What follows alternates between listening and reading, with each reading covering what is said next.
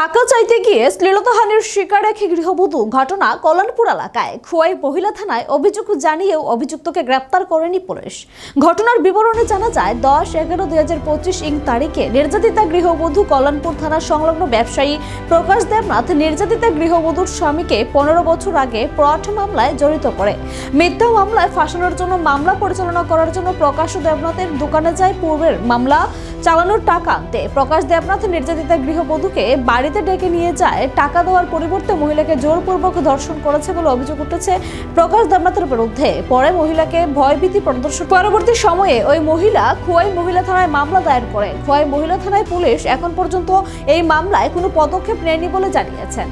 Sir মনে করেন আমার স্বামী আজকে থেকে 14 বছর ধরে সুরাহা মাইক্রো ফাইন্যান্স একটা কোম্পানিতে ফাইসে গেছে প্রকাশ দেবনাথের গাফিলতির কারণে।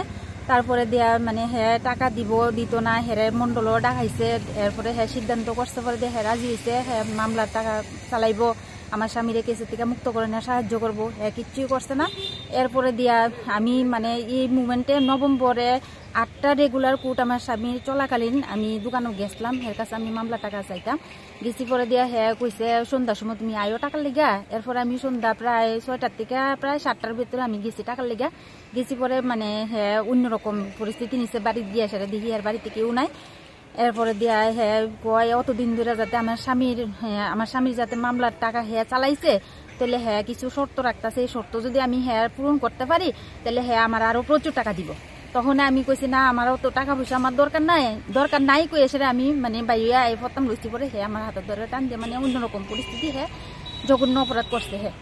তাইলে আমি আয়া সেটা আমার স্বামীরও প্রথমে আমি কিছু জানাইছি না, ডরে ভয়ে রয়েছি। হ্যাঁ আবার আমার হুমকি দিছে যদি আমি থানা পুলিশ জানাই, আমার স্বামীরা জানাই, তাহলে হ্যাঁ এমনিও তো আমার স্বামী মিথ্যা একটা মামলা জড়িয়ে রয়েছে, হ্যাঁ আরো অন্য কোনো মিথ্যা মামলার ভিতরে আমার স্বামীরা ফাঁসাই দিব। হ্যাঁ বহুত রকমের হুমকি দিছে। তার নাম কি? হ্যাঁ নাম প্রকাশ দেবনাথ। তার বাড়ি কল্যাণপুর থানা সংলগ্ন এলাকা। সে করে কি? সে থানার সামনে, কল্যাণপুর থানার সামনে একটা কম্পিউটারের দোকান আছে। তারপরে এরপরে দিয়া টাকা টোকা হ্যাঁ তো কিছু দিছে না। এরপরে আমি ডরে ভয়ে হুমকি দেওয়া না, আমি ডরে ভয়ে প্রায় গেছে প্রায় 7-10 দিন আমি কোনো শব্দ করছি না।